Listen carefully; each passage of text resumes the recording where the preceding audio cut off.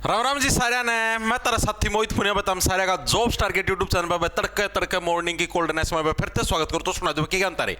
तो भाई जैसा कि आप लोगों को पता है, आप लोगों की दिल्ली पुलिस की परीक्षाएं होनी है। दिसंबर के अंदर पेपर शुरू हो जाएंगे आप लोगों के और मिड जनवरी तक चलेंगे, ठीक है। और दिल्ली पुलिस का पेपर आप सभी को पता कौन सी एजेंसी लेगी, एडीक्यूटी लेगी। और एडीक्यूटी के ही अब आपको प्रीवियस ईयर के पेपर करने पड़ेंगे, तभी जाके है आप पेपर को क्लियर कर पाओगे। अगर आप सोचो भाई अकेली टीसीएस के हम प्रीवियस ईयर के पेपर करके झंडे गाड़ दें तो उसका कोई फायदा नहीं है, क्योंकि एडीक्यूटी अब जिस तरीके से जिक्के पूछने लग रही है अपने को, अब उस हिसाब से तैयारी करनी पड़ेगी, ठीक है। आप ने जो 12th लेवल के जो मतलब देखो अभी एसएससी फेज 13 का पेपर हुआ था, ठीक है, और उसकी आंसर की आई थी। तो इसके अंदर 3 टाइप के पेपर होते हैं, एक 10th लेवल का, एक 12th का, एक ग्रेजुएशन का, ठीक है। 12th लेवल के आप प्रश्न कर चुके हैं, टोटल 150 प्रश्न थे, 150 के 150 में निपटा चुका हूं। आपको अपने चैनल के ऊपर जैसे ही आप सब्सक्राइब करोगे तो उधर आप प्लेलिस्ट के अंदर जाओगे तो प्लेलिस्ट के अंदर आपको दिख जाएगी दिल्ली पुलिस की जो जिक्के है, उसके अंदर आपको दिख जाएंगे लास्ट की जो 2 क्लास वो इसी से रिलेटेड है। आज हम लोग करेंगे 10th लेवल के प्रश्न भाई। आज हम लोग 10th लेवल के प्रश्न करेंगे और 10th लेवल के प्रश्नों का लेवल देखना कि जो 12th लेवल के आपने जो प्रश्न करे थे ना उससे काफी इजी मिलेंगे। एक तरीके से आप लोगों का मॉक टेस्ट हो जाएगा। 50 प्रश्न आप आज करेंगे, ठीक है, और 50 के करीब इसके कल करेंगे और 50 के करीब परसों करेंगे। 3 दिन के अंदर ये पूरा सेट निपटा देंगे, ठीक है भाई। स्टार्ट करें भाई। तो देखो भाई शुरू करते हैं। पहला प्रश्न देखो क्या है, ठीक है। इसकी पीडीएफ वगैरह तुमको टेलीग्राम के ऊपर मिल जाएगी। टेलीग्राम को ज्वाइन कर लेना, सारी इन्फॉर्मेशन मैं उधर ही देता रहता हूँ। @capital T छोटे अक्षरों में RGT टारगेट के नाम से 2,31,000 सब्सक्राइबर मिलेंगे, उसको ज्वाइन कर लेना। देखो क्या है, समान नागरिक संहिता का मुख्य उद्देश्य क्या है। समान नागरिक संहिता आप लोगों ने बहुत बार सुना होगा, यूनिफॉर्म सिविल कोड। इसका मतलब क्या है? इसका मतलब मेनली होता है, देखो संसद के अंदर भी बहुत बार इसके ऊपर सवाल उठ चुके हैं और लोग भी बहुत बार इसका विरोध कर चुके हैं। यूनिफॉर्म सिविल कोड का मतलब यह है कि पूरे भारत के अंदर से कोई किसी भी धर्म का व्यक्ति हो, ठीक है, कोई भी जेंडर हो, उसका नर हो या मादा हो, सभी के लिए एक जैसे कानून होंगे।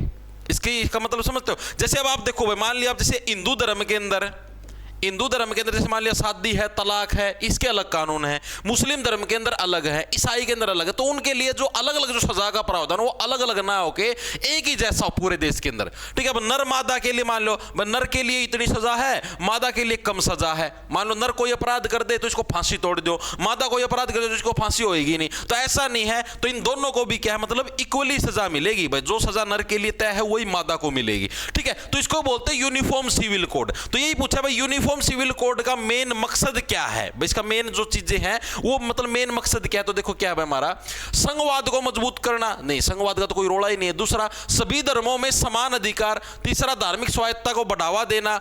और चौथा हमारा अल्पसंख्यक अधिकारों की रक्षा। तो ऑप्शन नंबर बी हमारा करेक्ट हो जाएगा कि जितने भी धर्म है सभी धर्मों को क्या है, समान अधिकार प्रोवाइड करने। चाहे आप हिंदू धर्म के हो, चाहे मुस्लिम के हो, चाहे ईसाई के हो, चाहे सिख हो, सभी धर्मों के सेम रूल होंगे, ठीक है। चाहे मतलब अपना देश, किसका मतलब क्या है, अपना देश धर्मनिरपेक्ष है, इसका मतलब ये हो जाएगा, ठीक है, कि आपने संविधान के अंदर लिख रखा है ना भाई अपना देश धर्मनिरपेक्ष है, किसी भी एक धर्म को नहीं मानेगा। यानी ना तो हिंदू धर्म को मानेगा, ना मुस्लिम को, ना सिख को, ना ईसाई को। जैसे आप ब्रिटेन साइड जाओगे तो उन्होंने अपना एक धर्म मान रखा है भाई, हमारे यहाँ पर ईसाई धर्म मेन है, ठीक है।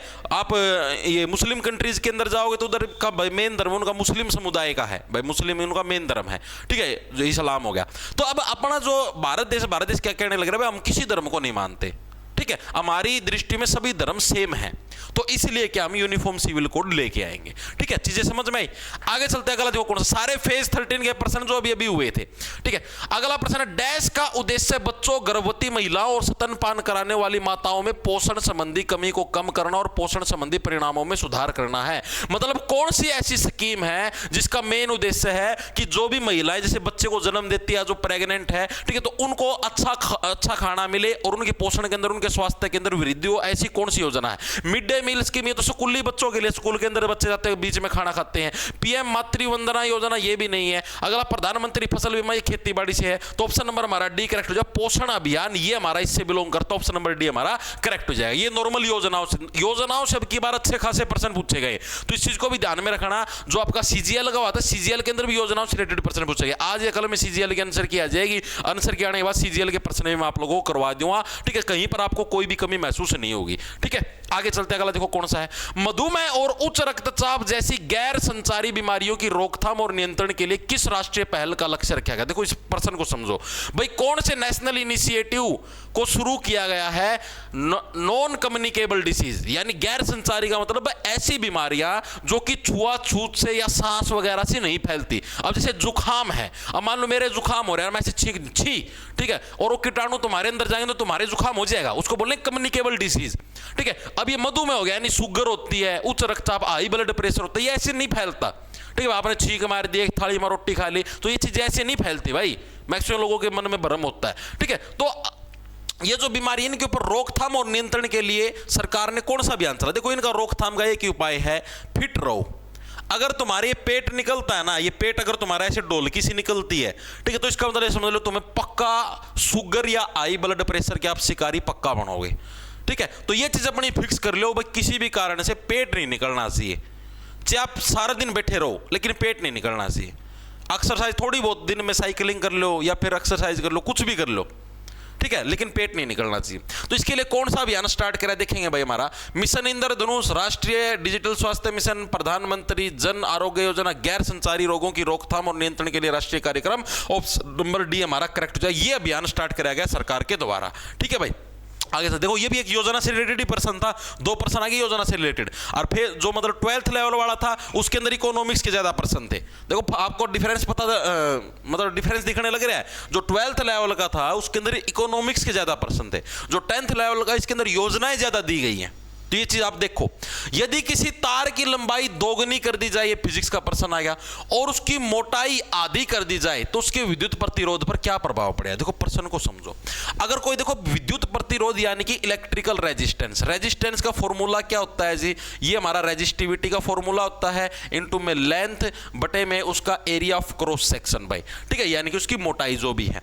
अब इसने प्रश्न क्या पूछा है कि कोई भी हमारा ऑब्जेक्ट है, अगर उसकी लेंथ को डबल कर दिया जाए, अगर ये जो लेंथ है इसको 2 गुना कर दिया जाए, ठीक है जी, और उसकी थिकनेस जो क्रॉस सेक्शनल एरिया अलग से लिख रखा है, इसकी थिकनेस को क्या कर दिया? हाफ कर दिया। हाफ का मतलब ये इधर ये हाफ होगी। अब आप खुद बताओ मेरे को कि ये तो डायरेक्टली प्रोपोर्शनल है लेंथ, ये जो ऊपर वाला होता है ये तो डायरेक्टली प्रोपोर्शनल होता है, यानी अगर इसको 2 गुना करो तो रेजिस्टेंस भी 2 गुना होगा। बिल्कुल सही है जी, ये हमारा इनवर्सली प्रोपोर्शनल, इनवर्सली का मतलब इनवर्स यानी उल्टा, यानी इसको अगर मैं हाफ करूंगा तो ये भी 2 गुना होएगा। सीधी सी बात है यार, अगर मैं इसको आधा करूंगा तो ये बढ़ेगा। ठीक है, तो 2 गुना ये इसके नाम का और 2 गुना इसके नाम का, टोटल कितना हो गया? 4 गुना हो गया, यानी 4 टाइम्स हो गया। तो उसकी जो रेजिस्टेंस है वो कितनी बढ़ जाएगी? Electrical resistance, it becomes 4 times. Option number C हमारा करेक्ट हो जाएगा। चीज समझ में आई या नहीं आई? ये होती है रेजिस्टिविटी, होती है रेजिस्टिविटी और रेजिस्टेंस दोनों के अंदर डिफरेंस होता है। साइंस के अंदर मैंने पढ़ा रखा है, बैच के अंदर आप लोग देख लेना। ये रेजिस्टिविटी है और ये हमारा रेजिस्टेंस है, ये रेजिस्टेंस है। ठीक है, अगर आप लोगों को ये चीजें विस्तार पूर्वक पढ़नी है ना, तो अपना ऐप मिलेगा आपको जॉब्स टारगेट के नाम से प्ले स्टोर पर, उसको डाउनलोड कर लेना। उधर आप जैसे ही कोर्स के सेक्शन के अंदर जाओगे तो उधर आपको दिल्ली पुलिस कांस्टेबल का कोर्स मिल जाएगा। ठीक है, या फिर अगर आपको सिर्फ जीके पढ़ने तो जीके का कोर्स मिल जाएगा। इस दिल्ली पुलिस कांस्टेबल के बैच के अंदर आपको मैथ, रीजनिंग, इनकी प्रैक्टिस शीट मिलती है बाकायदा। ठीक है, जैसे आपका एक चैप्टर खत्म है उसके बाद उसकी प्रैक्टिस शीट, आपको कोई बुक लेने की जरूरत नहीं है। इसके अलावा जीके के आपको हैंड रिटन नोट्स भी मिलते हैं। इसके अंदर मैं स्टैटिक जीके पूरी करवा चुके हैं 38 क्लासों के अंदर। ठीक है, पूरी विस्तार पूर्वक, पूरी डिटेल्ड ट्रिक के साथ। ठीक है, ज्योग्राफी होगी और आपकी पॉलिटी होगी, ये सारी की सारी मैं पूरी करवा चुका हूँ।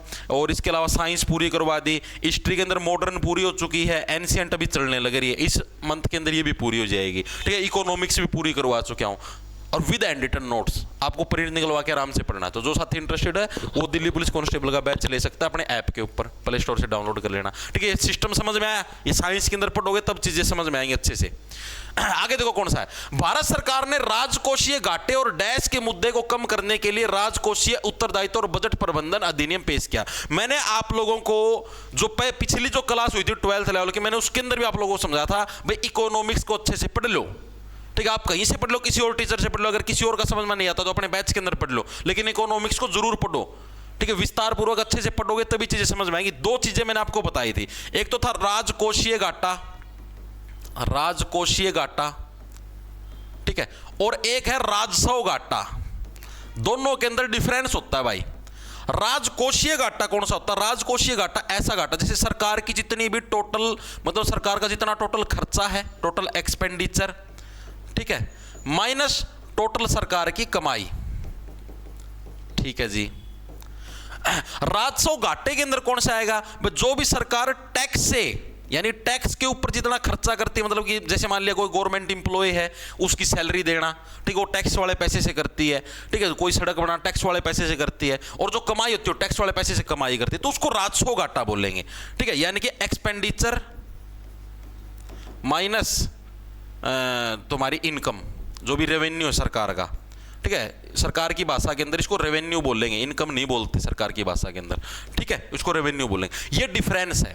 देखो राजकोषीय घाटा, डिफरेंस समझ में आया? डिफरेंस इतना ही है, राजकोषीय घाटा होगा वो हमेशा टोटल के लिए आएगा, बस सिर्फ टैक्स के पैसे नहीं, सरकार ने मान लिया किसी और देश से लोन ले रखा है या कहीं से भी और भी पैसे उठा रखे हैं, ठीक है, तो सारे राजकोषीय घाटे में आएंगे। राजस्व के अंदर सिर्फ जो सरकार टैक्स से पैसा लेती है, इनकम टैक्स लगा दिया, टोल टैक्स लगा दिया, वहां से जो पैसा है वो राजस्व के अंदर आएगा, राजस्व की कमाई के अंदर आएगा। और राजकोषीय के अंदर जो सरकार सब जगह से पैसा आता हो, चाहे कहीं से लाल किले के अंदर आप घूमने के लिए जाने लगे, उधर टिकट कटने लगे, तो वो पैसा राजकोषीय के अंदर आएगा, ना कि राजस्व के अंदर। चीजें समझ में, ये डिफरेंस याद रखना। तो अब इसने प्रश्न देखो, प्रश्न क्या पूछा है?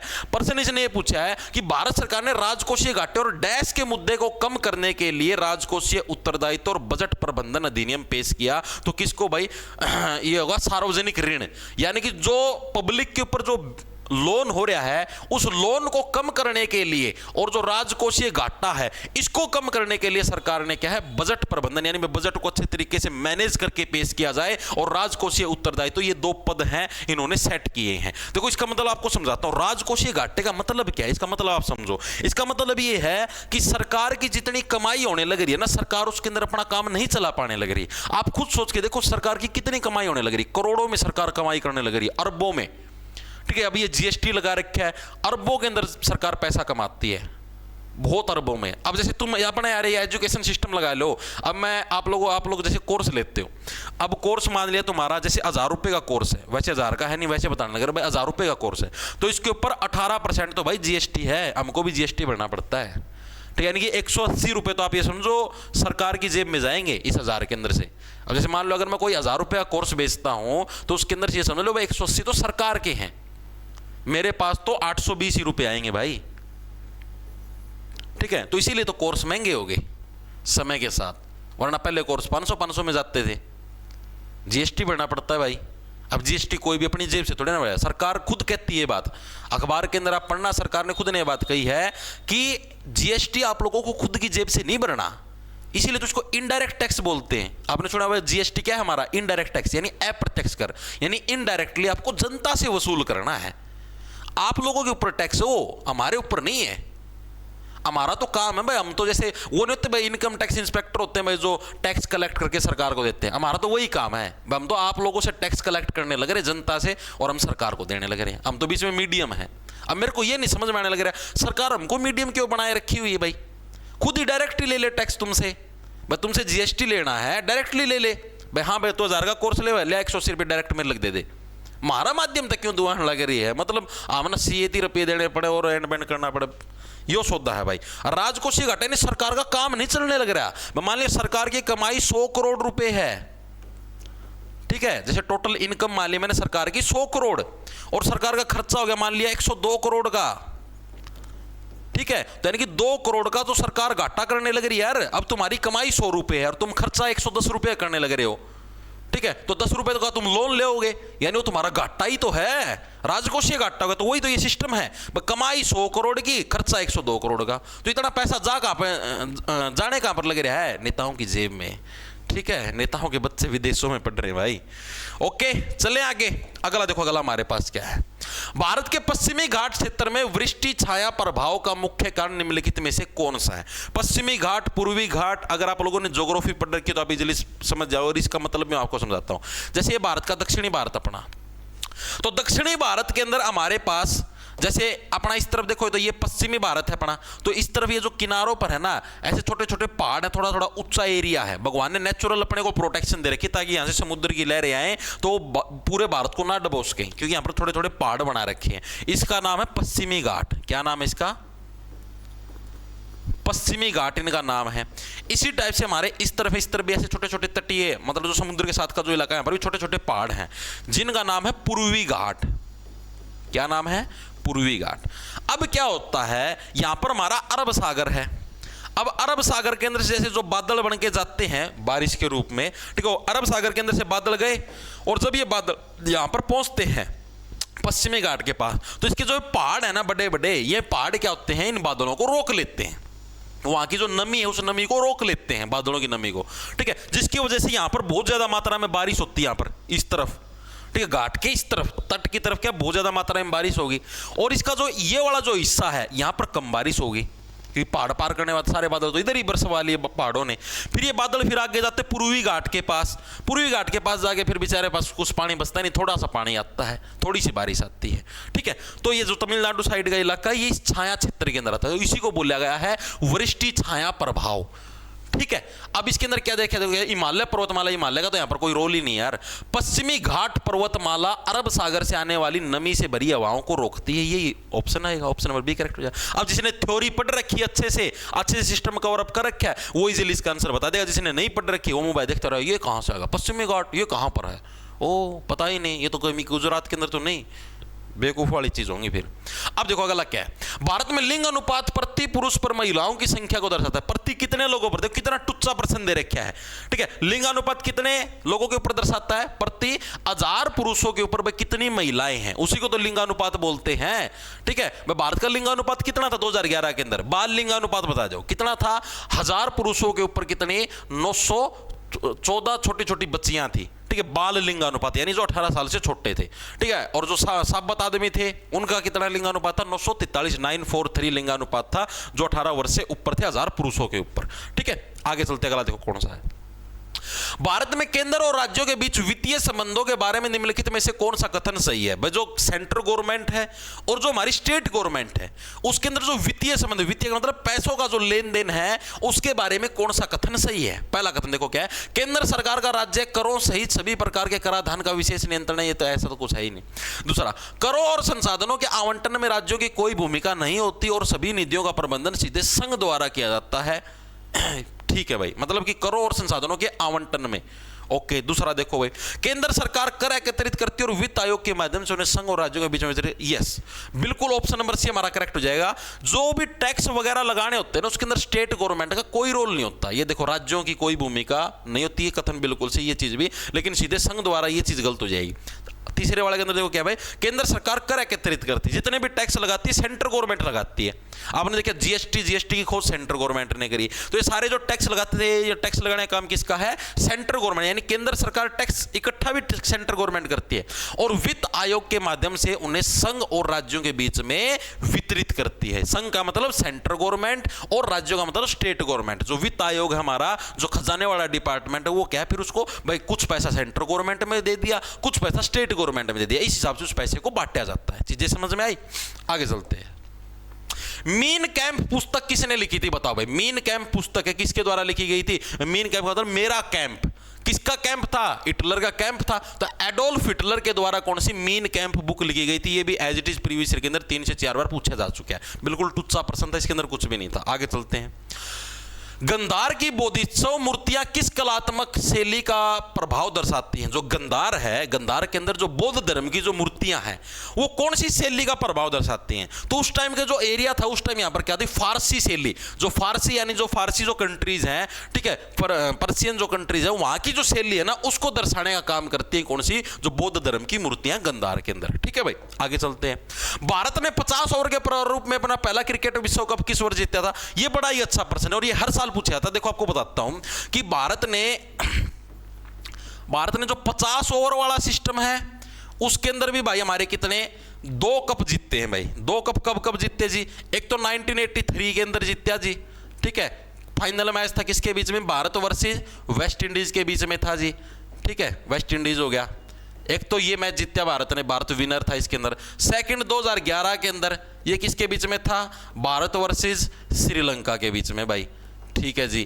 तो ये दोनों के दोनों मैच किसने, भारत ने जीते, ये 2 वर्ल्ड कप। ठीक है जी। ये तो है 50 ओवर वाला वर्ल्ड कप। अब हो सकता है क्या पता आपसे पूछ ले 20 ओवर वाला वर्ल्ड कप। ठीक है, तो भारत ने जो 20 ओवर वाला जो वर्ल्ड कप था वो कब कब जीता, तो वो 2 बार जीता। एक बार तो 2007 के अंदर जीता था और एक बार 2000 अभी पिछले साल 2007 और एक बार 2024 के अंदर जीता था। 2 साल मतलब कि 20 ओवर वाला वर्ल्ड कप जीता था। ठीक है, पिछले वाला तो मेरे अभी भी याद है, मेरा खुद का सीपीयू का पेपर था। ठीक है, 29 जून को आया था ना वर्ल्ड कप, मेरे याद अभी भी, मैं शाम को आने लग रहा था, आते आते फोन में देखने लग रहा था। अलीगढ़ था मेरा पेपर लास्ट शिफ्ट के अंदर, 2024 वाला दक्षिण अफ्रीका के खिलाफ था।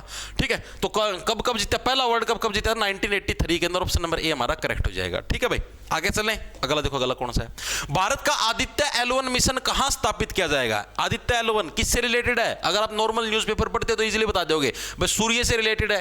भाई सूर्य के ऊपर हमने अपना मिशन भेजा था भाई, सूर्य की अच्छे प्रकार से जांच पड़ताल करने के लिए। तो इस मिशन का नाम है आदित्य L1। तो ये मतलब कि कहां पर इसको सेट किया गया, ये जो हमने उपग्रह छोड़ा है, सैटेलाइट छोड़ा है, इसको कहां पर सेट किया है। तो इसको सेट कहां पर किया है, at the sun earth L1 point in a LO orbit. Option number B हमारा करेक्ट हो जाएगा।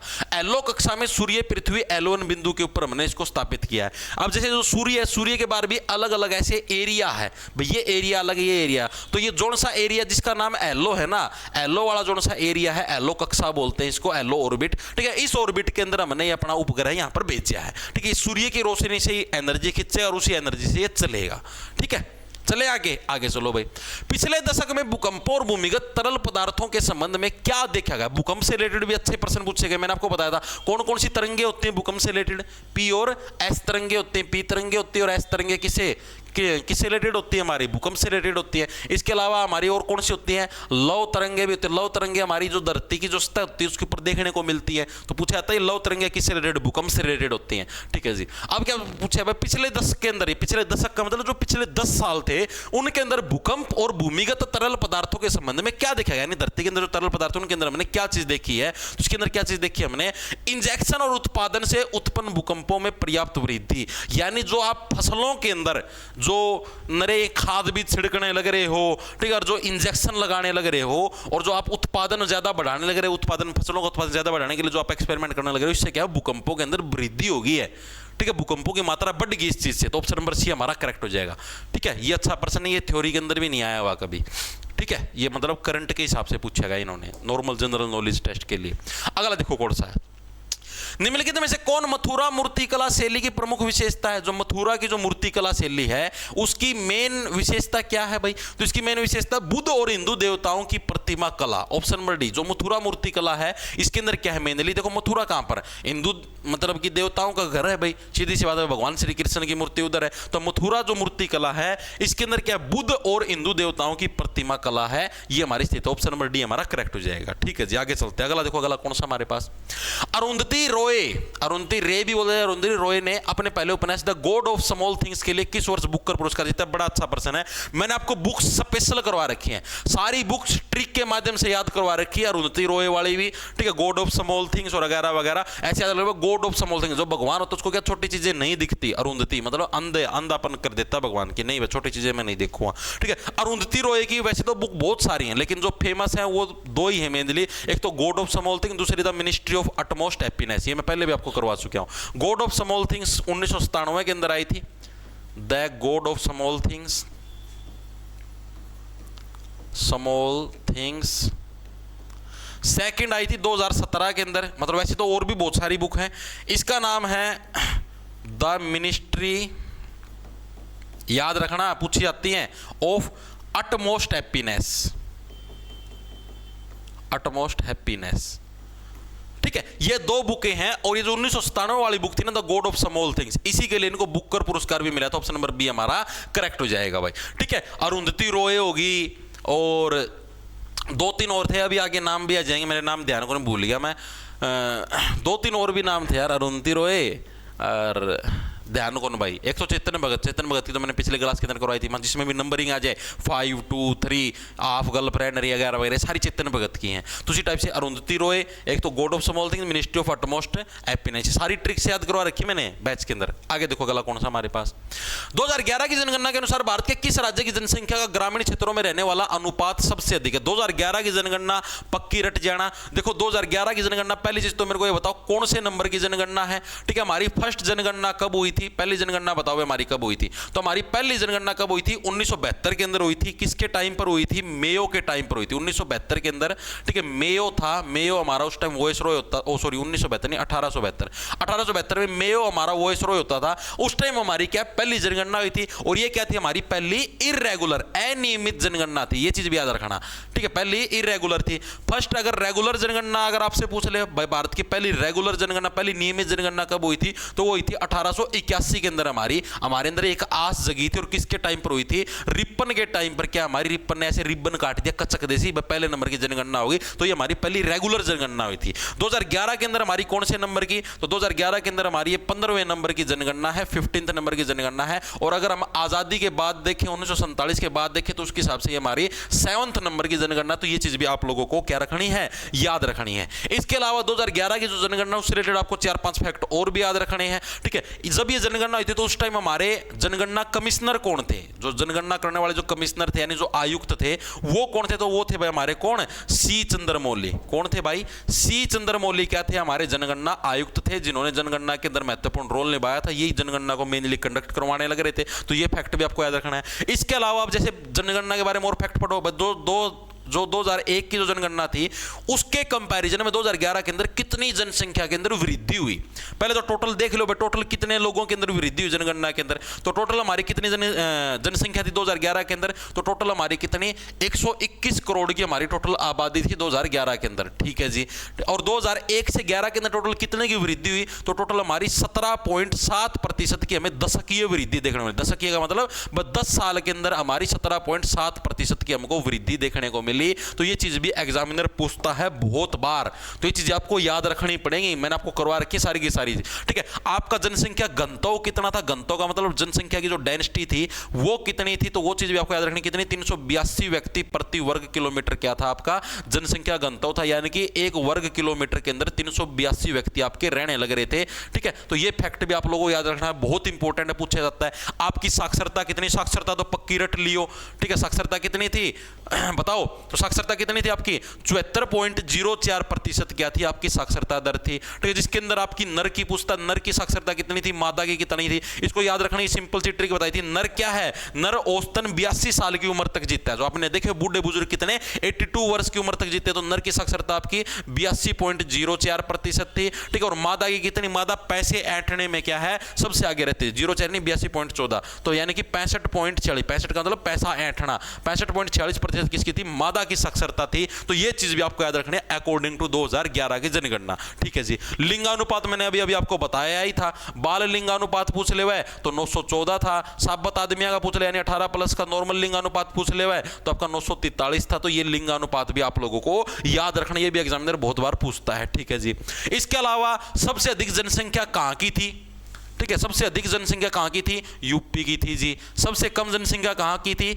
सिक्किम की थी जी। ठीक है जी, ये चीज भी समझ में आ गई। सबसे ज्यादा जनसंख्या घनत्व यानी डेंसिटी यानी भीड़ सबसे ज्यादा कहां पर थी, बिहार के अंदर थी जी। सबसे कम कहां पर थी, अरुणाचल प्रदेश के अंदर थी जी। ठीक है जी, सारी चीजें करवा चुके हम आप लोगों को पहले, अरुणाचल प्रदेश के अंदर थी जी। सबसे ज्यादा पढ़ा लिखा कौन सा था, केरला सबसे ज्यादा पढ़ा लिखा था यानी साक्षरता सबसे अधिक थी जी। सबसे कम साक्षरता कहां पर थी जी, बिहार के अंदर थी जी सबसे कम साक्षरता।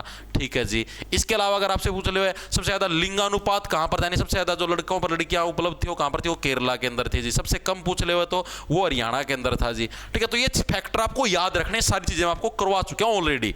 ठीक है, और इसके अलावा पूछ लेगा आपसे जनगणना का हमारा इसका वो क्या था, मेन थीम क्या था, तो अवर सेंसस अवर फ्यूचर, भाई हमारी जनगणना हमारा भविष्य, ये इसका मेन थीम था भाई। ग्रामीण जनसंख्या पूछ ले, टोटल ग्रामीण जनसंख्या कितनी थी, तो 68.14% के लगभग आपकी टोटल ग्रामीण जनसंख्या थी। और इसके अंदर से घटा लोगे यानी 100 के अंदर से इसको घटा लोगे तो मोटा मोटा 68.84 था।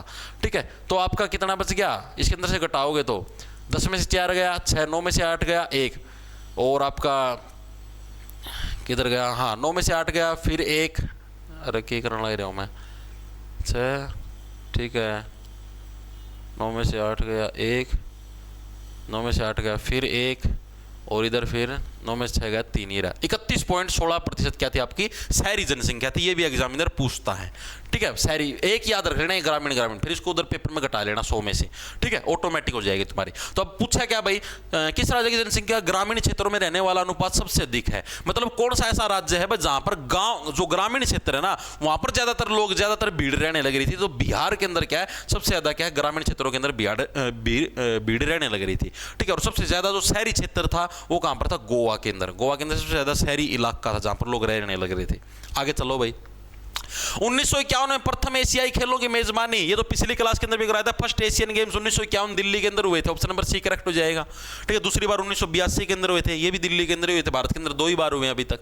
अगला, हरिजन संघ की स्थापना किसने की और तर्क दिया कि शास्त्र अस्पृश्यता को स्वीकार नहीं करते और यदि करते भी हैं तो उनकी अवहेलना की जानी चाहिए। हरिजन संघ किसने इसकी स्थापना करी थी। हरिजन का मतलब होता है जो मतलब उस टाइम के हिसाब से, पुराने समय के हिसाब से जो नीची जाति के लोग थे उनको गांधी जी हरिजन बोलते थे। भाई ये तो हरिजन यानी कि ये तो भगवान के जन है, यानी भगवान के जन्म में हुए लोग हैं। बाकी तो वैसे तो आपको बताता हूँ सारी धरती के जितने लोग हैं सारे भगवान के जन्म में हुए हैं। ये जात पात है ये आदमियों ने बनाई, और आपको किसी देश के अंदर ये जात पात देखने को नहीं मिलेगी। ये भारत के अंदर ये गढ़ रखी है भाई, नीची जात ऊंची जात, ठीक है। तो ये हरिजन संघ, इसकी स्थापना किसके द्वारा, महात्मा गांधी जी के द्वारा करी गई थी। और इन्होंने बोला था कि किसी भी शास्त्र के अंदर ये चीज नहीं लिख रखी कि हाँ भाई आप ये कोई दलित व्यक्ति तो आप उसके साथ छुआछूत और ऐसे परिचयता करो, नहीं भाई हमारे इसके अंदर से पानी नहीं भरना, हमारे यहाँ पर पानी नहीं पीना, नीचे बैठ ऊपर बैठ, ये चीजें चलती थी पुराने जमाने के अंदर, ठीक है। तो आप उसके साथ ये चीजें नहीं कर सकते। तो ये बात किसने बोली थी, महात्मा गांधी ने बोली थी, और इसीलिए इन्होंने हरिजन संघ की स्थापना भी करी थी, ठीक है। आगे चलते, अगला कौन सा है, महात्मा गांधी ने रोल टैक्ट के विरुद्ध अभियान का आह्वान क्यों किया। रोल टैक्ट पूरा पढ़वाया था, कब आया था, 1919 के अंदर रोल टैक्ट आया था। रोल टैक्ट आया कब था तुम्हारा, 1919 के अंदर रोल टैक्ट आया था। रोल टैक्ट लाया क्यों गया, क्योंकि लोग क्या थे, उस टाइम लोग ज्यादा सचेत होने लगे थे, और लोग है सरकार के खिलाफ कुछ ना कुछ प्रिंटिंग प्रेस हो गया, कुछ होगी, उसके अंदर कुछ ना कुछ छापने लगे, भाई सरकार ऐसी है वैसी है इस तरीके से। तो अंग्रेज सोचे भाई इनको तो रोकना पड़ेगा, तो अंग्रेज लेके आए रोल टैक्ट।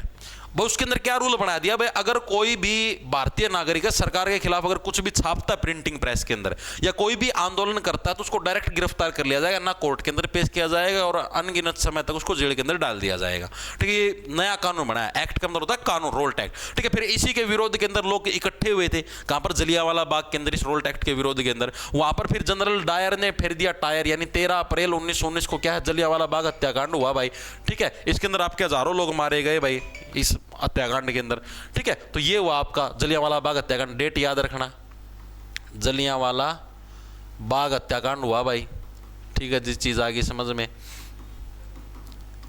ठीक है, नॉर्मल सी चीज थी और इसके अंदर कुछ भी नहीं था।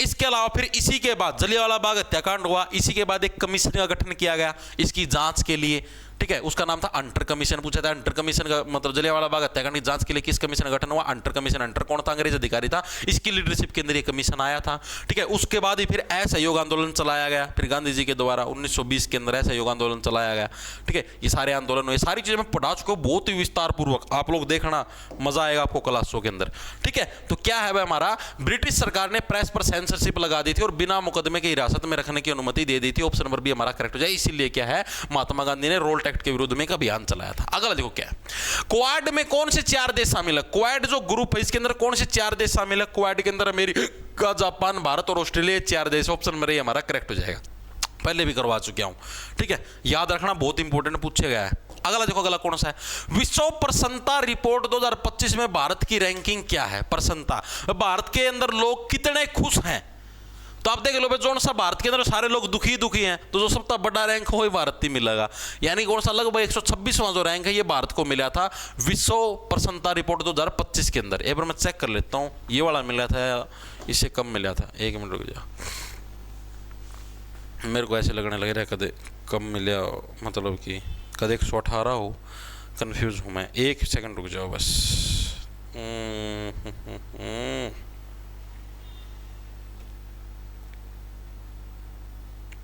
1 सेकंड रुक जाओ भाई, चेक कर लो, मैं कदे गलत ना हो जाए। 118 था भाई, 118 है ना,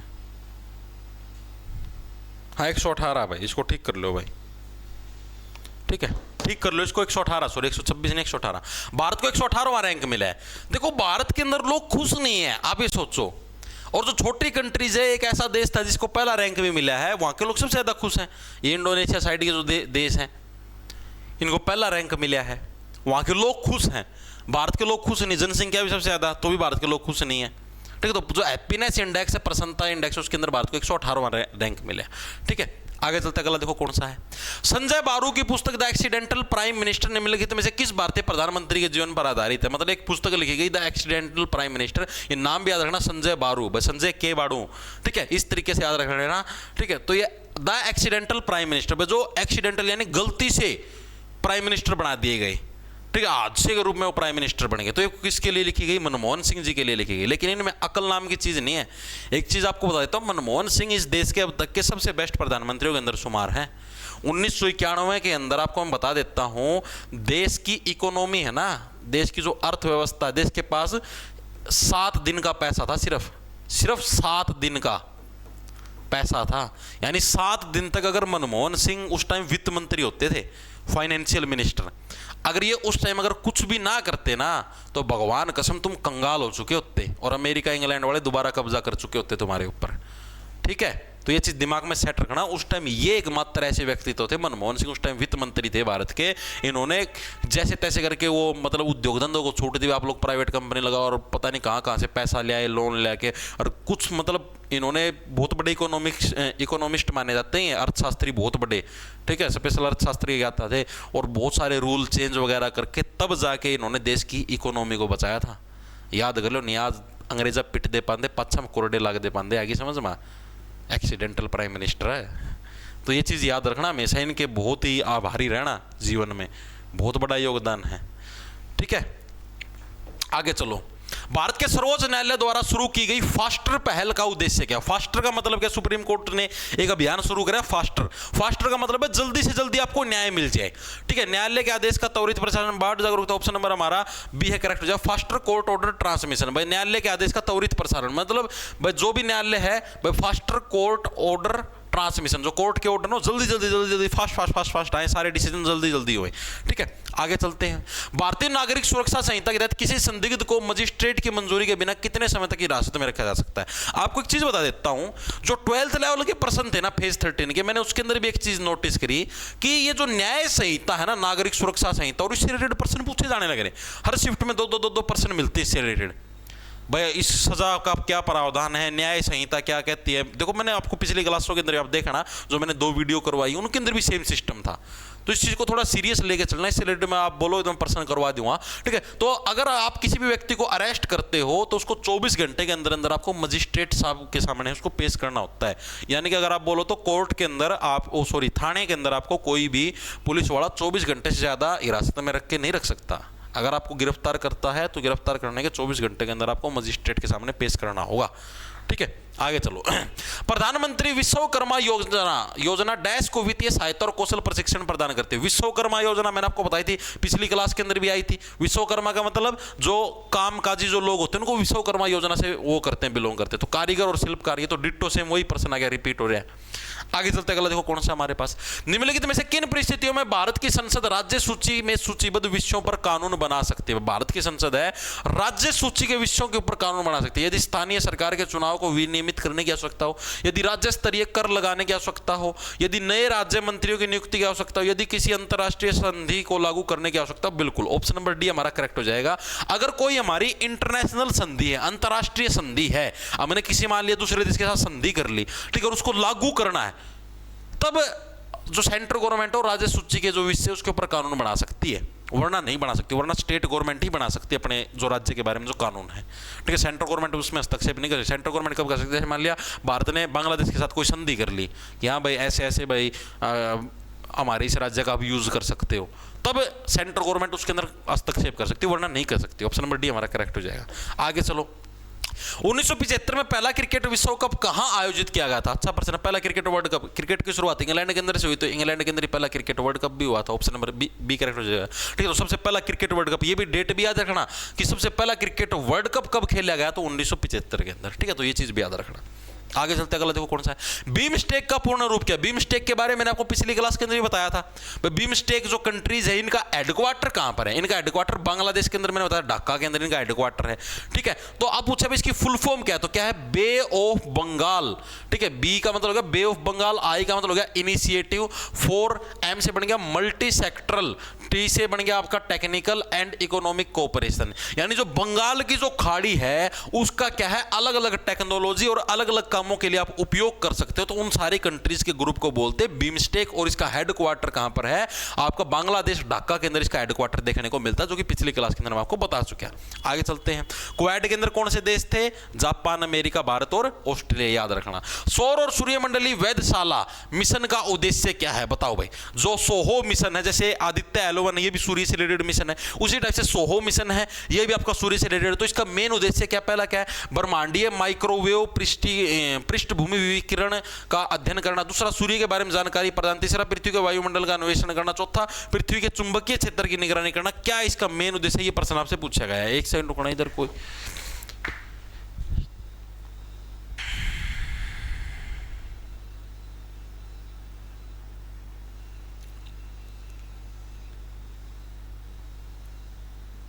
वेरी गुड, वेरी गुड।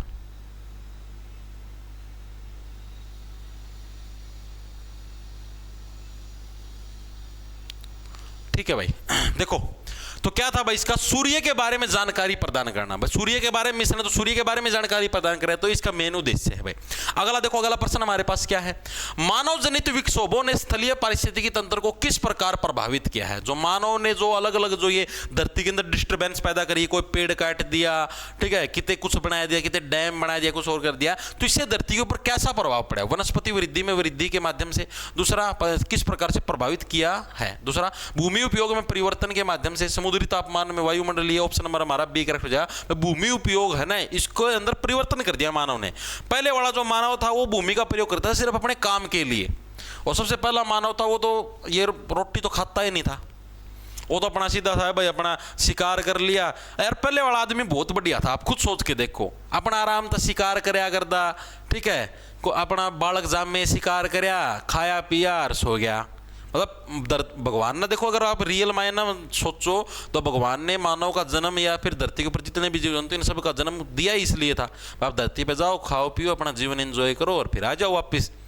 ठीक है, इंसान अलग ही चक्कर के अंदर फंस गया। और जितने भी जानवर, आप जानवरों को देखो, क्या कोई भी जानवर इस तरीके से आपने देखा है? घर बना लिया, छोटी मोटी चिड़िया ये तो बनाओ अपनी प्रोटेक्शन खातर, ये भी नेचुरल घर बना हुआ है, नो को तार की डाली ईंटा का घर बना दिए।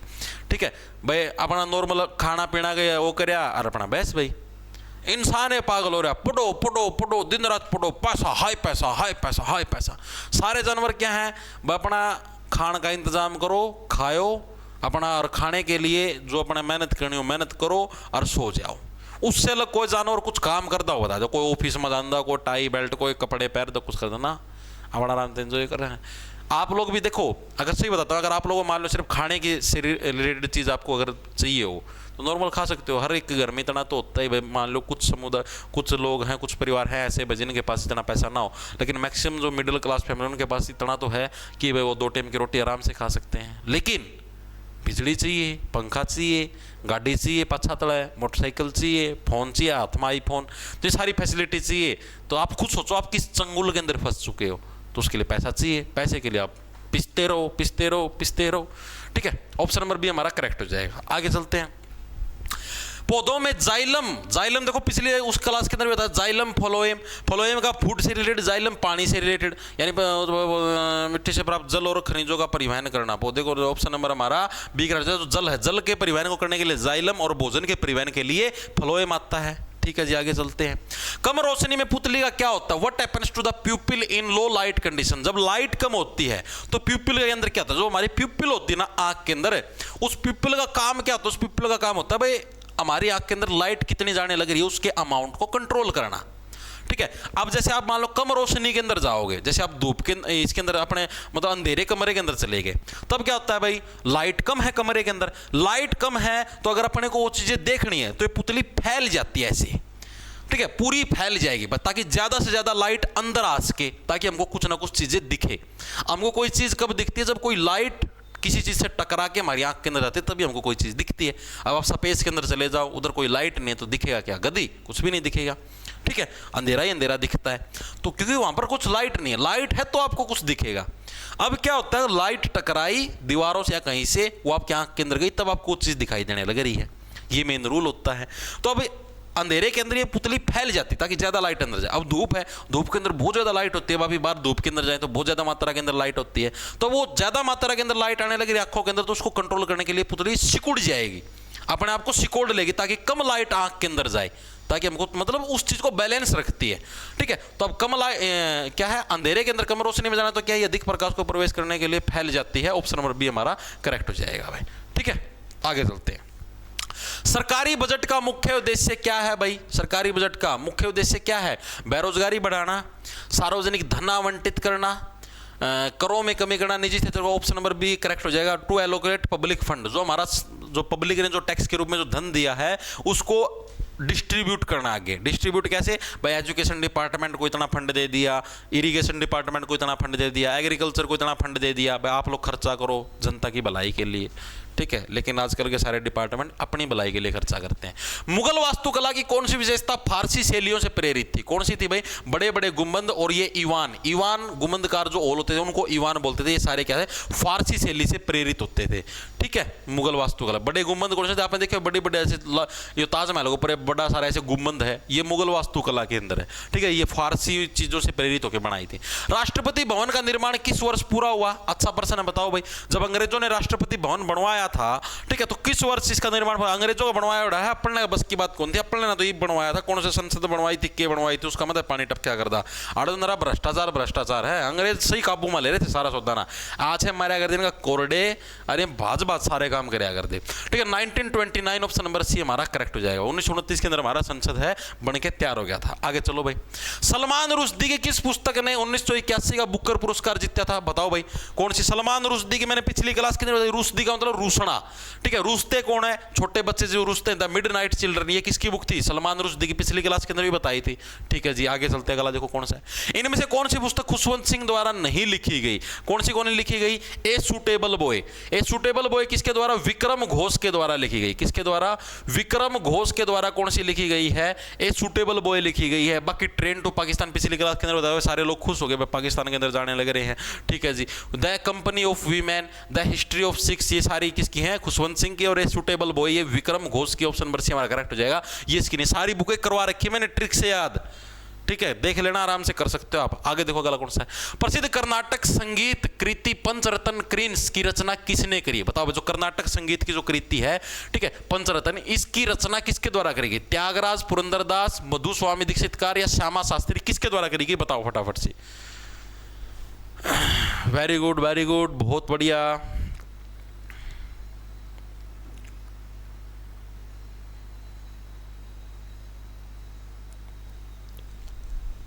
वेरी गुड, वेरी गुड, बहुत बढ़िया बात। त्यागराज, ऑप्शन नंबर ए हमारा करेक्ट हो जाए। त्यागराज इसका बिल्कुल करेक्ट आंसर हो जाए। अगला देखो, अगला कौन सा हमारे पास? 2011 की जनगणना के अनुसार निम्नलिखित में किस भारतीय राज्य में प्रति वर्ग किलोमीटर में रहने वाले लोगों की संख्या सबसे अधिक है? सबसे ज्यादा भीड़ कहां पर थी? बिहार के अंदर थी। बिहार के बाद सेकंड नंबर पे दिल्ली के अंदर थी। ऑप्शन नंबर सी करेक्ट हो जाएगा। आगे देखो, 2011 की जनगणना के में कौन सा जिला भारत का सबसे अधिक जनसंख्या वाला जिला था? सबसे अधिक जनसंख्या वाला जिला कौन सा था? ठाणे, उत्तर, नॉर्थ 24 परगना, बेंगलुरु या पुणे? कौन सा हमारा सबसे अधिक जनसंख्या वाला जिला पूछ लिया। जिला कौन सा था? ठाणे था।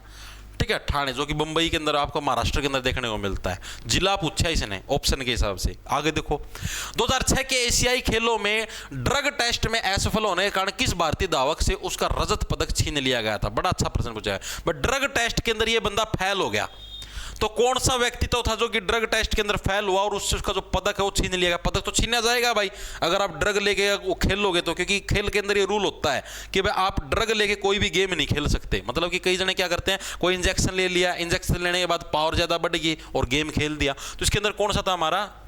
ऑप्शन नंबर बी करेक्ट है, शांति सुंदर राज भाई। इनको है ब्लॉक कर दिया गया था। क्यों? क्योंकि ये ड्रग लेके खेलने लगा। अगला देखो क्या है। 1853 में निम्नलिखित में से किस क्षेत्र की शुरुआत ने शहरों के भाग्य को महत्वपूर्ण रूप से बदल दिया, जिससे आर्थिक गतिविधियां पारंपरिक स्थानों से हट गई? क्या थी? रेलवे। बिल्कुल सही चीज है। 1853 के अंदर अब यहां पर किसका शासन आ रहा था? यहां पर आया था डलहौजी का शासन। और डलहौजी ने बहुत ही मतलब देखो वैसे बताऊं, वैसे तो थे अत्याचारी, लेकिन उन्होंने कुछ अच्छी शुरुआतें भी करी। इन्होंने पहली बार रेल की शुरुआत करी, यानी रेलवे की शुरुआत करी। रेलवे की शुरुआत, पहली रेल कहां पर? आपकी बंबई से ठाणे गई। बंबई से ठाणे गई, कितने किलोमीटर? 34 किलोमीटर की इसने दूरी तय करी। कब करी जी? 1853 के अंदर। तो ये चीज आपको याद रखनी है, आपको पूरी थ्योरी के अंदर चीजें करवा सके हूं। दूसरी, इन्होंने टेलीग्राफ सेवा स्टार्ट करी। भाई आप टेलीग्राफ भेज सकते हो, ठीक है, टेलीग्राफ सेवा इन्होंने शुरू करी। तीसरी, डाक सेवा भी इसी के द्वारा स्टार्ट करी गई थी, डलहौजी के द्वारा डाक सेवा स्टार्ट करी। इससे पहले कोई डाक वगैरह, कोई चिट्ठी वगैरह कोई सिस्टम नहीं होता था, इसी के द्वारा शुरू करी गई थी। इसके अलावा वुड्स डिस्पैच। वुड्स डिस्पैच क्या जी? एजुकेशन पॉलिसी है, आपको करवा चुके हैं थ्योरी के अंदर। वुड्स डिस्पैच किसके द्वारा शुरू करी गई? इसी के द्वारा स्टार्ट करी गई थी। पांचवा, हड़प की नीति। हड़प की नीति का मतलब डॉक्ट्राइन ऑफ लैप्स। ये कई बार इंग्लिश के अंदर जो वर्ड है ना, इसी को हिंदी में लिख के दे देता। डॉक्ट्राइन ऑफ लैप्स को किसने शुरू करी? तो इंग्लिश में भी याद रखना इसको, डॉक्ट्राइन ऑफ लैप्स। यानी इसने ये सिस्टम शुरू करा, भाई जिस भी राज्य का मान लिया कोई उत्तराधिकारी नहीं होगा, यानी कोई लड़का नहीं होगा, तो उस राज्य को हम अपने अंदर मिला लेंगे, उसको बोला इसने डॉक्ट्राइन ऑफ लैप्स, यानी हड़प की नीति। और इस नीति के तहत इसने सबसे पहला राज्य कौन सा मिलाया था? सतारा। सतारा को सबसे पहले सताया गया, फिर संबलपुर, ठीक है, उसके बाद फिर तुम्हारा ये आया था झांसी वगैरह 1853 के अंदर। मतलब इस तरीके से सारी पूरी सीरीज याद कर रखे, पूछ रखे ये पहले नंबर पे कौन सा, तो ये चीज आपको याद रखनी है, ठीक है। तो रेलवे की शुरुआत करी थी 1853 के अंदर, तो फैक्ट याद रखने बहुत इंपॉर्टेंट है, सारी करवा चुके हैं थ्योरी के अंदर। आगे देखो क्या है, दक्षिण एशिया में कितने देश है? दक्षिण एशिया के अंदर 8 देश हैं। दक्षिण एशिया कौन सा है? ये जो अपना भारत देश है, आप ही दक्षिण एशिया के अंदर ही है। भारत, पाकिस्तान, अफगानिस्तान, श्रीलंका, बांग्लादेश, ठीक है, और आपके क्या नाम है इधर, ये क्या बोला इसकी, नेपाल, ठीक है, और ये परन्ना, ये थाईलैंड, ये सारे दक्षिण एशिया में आवा है, एशिया का साउथ हिस्सा का अंदर आवा है, ठीक है। ऑप्शन नंबर डी हमारा करेक्ट हो जाएगा। आगे चलते हैं। मानव विकास सूचकांक का क्या अर्थ है? HDI, human development index. Option number C correct हो जाएगा, ये इसका मतलब है HDI। आगे देखो क्या है, भारत में राष्ट्रीय महिला दिवस 13 फरवरी को किस प्रमुख महिला की विरासत के सम्मान में मनाया जाता है? किसके सम्मान में राष्ट्रीय महिला दिवस हर साल 13 फरवरी को सेलिब्रेट करते हैं? तो किसके सम्मान में करते हैं, बताएगा कोई साथी? 13 फरवरी को राष्ट्रीय महिला दिवस हम लोग किसके सम्मान में बनाते हैं? भाई आपके पास ऑप्शन है, देखो आपको इसके अंदर से हिंट दे देता हूं, लास्ट के 2 ऑप्शन, इन दोनों के अंदर से एक आंसर है, और बोलो, और इससे न्यारा तो हिंट क्या दूं आप लोगों को? बहुत बढ़िया, बहुत बढ़िया, बहुत ही ज्यादा बढ़िया। सरोजिनी नायडू बिल्कुल सही है सभी साथियों का। सरोजिनी नायडू जो कि क्या थी, देखो एक चीज और याद रखना, जो कांग्रेस के अधिवेशन, पहली चीज तो कांग्रेस का गठन याद रखना एक बार। कांग्रेस का गठन कब हुआ था? तो साल 1885 के अंदर क्या है, कांग्रेस का गठन हुआ था। किसके द्वारा कराया गया जी? A.O. ह्यूम के द्वारा क्या है, कांग्रेस का गठन कराया गया, ठीक है जी। कांग्रेस का फर्स्ट अधिवेशन कहां पर हुआ था? जगह का नाम पूछा था। कांग्रेस का पहला अधिवेशन हुआ कहां पर था? तो कांग्रेस का पहला अधिवेशन हुआ था मुंबई के अंदर, महाराष्ट्र के अंदर हुआ था, ठीक है जी। अगली चीज जो आपको याद रखनी है, भाई कांग्रेस के अधिवेशन की फर्स्ट महिला अध्यक्ष कौन थी? पहली महिला अध्यक्ष कौन थी कांग्रेस के अधिवेशन के अंदर? और पहली भारतीय महिला अध्यक्ष कौन थी? फर्स्ट भारतीय महिला अध्यक्ष कौन थी? तो ये चीज भी आप लोगों को याद रखनी है। 2 फैक्ट आप लोगों को याद रखने जो कि बहुत ही इंपॉर्टेंट है। अगर आपसे पूछ ले पहली महिला अध्यक्ष, तो ये कौन थी? ये थी एनी बेसेंट, ठीक है, जिसने होम रूल लीग की भी स्थापना करी थी गंगाधर तिलक के साथ मिलकर, ठीक है। और पहली भारतीय महिला अध्यक्ष पूछ ले तो ये थी सरोजिनी नायडू। सरोजिनी नायडू ने कौन से अधिवेशन की में अध्यक्षता करी थी? 1925 वाला जो अधिवेशन था उसके अंदर अध्यक्षता करी थी। महात्मा गांधी ने एकमात्र कांग्रेस के कौन से अधिवेशन की अध्यक्षता करी थी? तो साल 1924 के अंदर जो बेलगाम अधिवेशन हुआ था, बहुत बार पूछा जाता है, 1924 के अंदर जो बेलगाम अधिवेशन हुआ था उसके अंदर अध्यक्षता किसके द्वारा करी गई थी? महात्मा गांधी जी के द्वारा करी गई थी। तो ये चीज भी याद रखना, बहुत बार एग्जाम के अंदर पूछी गई है। इसके अलावा आपका लाहौर अधिवेशन 1929 वाला लाहौर अधिवेशन, इसके अंदर किसी ने अध्यक्षता करी थी? जवाहरलाल नेहरू जी के द्वारा करी गई थी, जवाहरलाल नेहरू। ये चीज भी इंपॉर्टेंट है, याद रखना। मॉडर्न हिस्ट्री तो पूरी रटवा चुके हैं, 26 क्लासों के अंदर मॉडर्न हिस्ट्री पूरी करवाई है। हर एक साथी को मजा भी आया क्लासों के अंदर, ये नहीं भाई वो मोटी मोटी करवा दी, ठीक है, पूरी डीपली करी है सारी की सारी मॉडर्न हिस्ट्री। तो जो साथी करना चाहता है वो कर सकता है, ठीक है। सारा कंटेंट आपको उधर ही मिलेगा, जॉब्स टारगेट के नाम से आपको अपना ऐप मिला प्ले स्टोर पर, उसको डाउनलोड कर लेना। उधर कोर्स के सेक्शन के अंदर जाओगे तो उधर आपको दिल्ली पुलिस कांस्टेबल का बैच दिख जाएगा, उधर ही आपको सारा कंटेंट मिलेगा, ठीक है। आगे चले भाई, अगला देखो अगला प्रश्न कौन सा है, लास्ट प्रश्न हमारी आज की क्लास का। हिमालय के ग्लेशियरों के सिकुड़ने का प्रमुख कारण क्या है? हिमालय के जो ग्लेशियर हैं, यानी जो बड़े बड़े बर्फ के पहाड़ों सिकुड़ने लग रहे हैं, उसका मेन कारण क्या है? ग्लोबल वार्मिंग है, सभी को पता। ऑप्शन नंबर सी, धरती के अंदर टेंपरेचर बहुत ज्यादा मात्रा के अंदर बढ़ने लग रहा है, इसलिए सारे के सारे पहाड़ सूखने लग रहे हैं। और इसका क्या रीजन? और तो कोई रीजन नहीं है, ठीक है जी। तो ये थे आपके सारे के सारे प्रश्न जो कि आपके as it is SSC phase 13 के अंदर आए हैं, ठीक है। इन प्रश्नों की पीडीएफ आपको टेलीग्राम के ऊपर मिल जाएगी, अपना टेलीग्राम चैनल लिख लो, @J T छोटे अक्षरों में आरजेटी जे टारगेट के नाम से, जहां पर करीबन 2,30,000 सब्सक्राइबर मिल जाए, मेरी फोटो लगी पाओ, उसको ज्वाइन कर लेना, ठीक है। और उधर आपको इसकी पीडीएफ मिल जाए। और पिछली 2 क्लास अगर किसी को देखना है तो अपने चैनल के ऊपर प्लेलिस्ट के अंदर जाओगे तो दिल्ली पुलिस की प्लेलिस्ट आपको दिखाई दे जाएगी। उस प्लेलिस्ट के अंदर पिछली 2 क्लासें भी पड़ी हुई हैं, ठीक है। आप उनको भी देख सकते हो। फेज 13 की जो 12th लेवल के एग्जाम थे उनकी वह क्लास कैसी लगी कमेंट करके जरूर बता देना। क्लास के अंदर आपको मजा आया नहीं आया, और आपको 10th लेवल के जो और भी बचे हुए पर्सन है वो भी आपको अगर करने हैं तो आप लोग कमेंट करके जरूर बता देना, मैं आपको वो भी करवा दूंगा, ठीक है। सभी को राम राम, धन्यवाद। लांडा ले लो, खींच जाओ फटाफट।